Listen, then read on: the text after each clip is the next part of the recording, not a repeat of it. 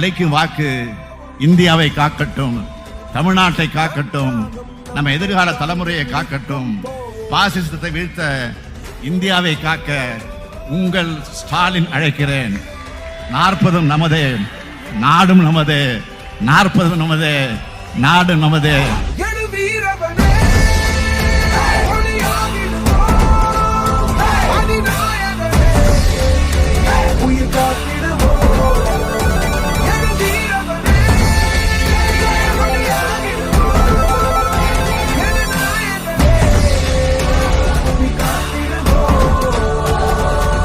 There is an ideological war taking place in India because soon a storm is going to come in India and this Narendra Modi is going to be ejected from the government.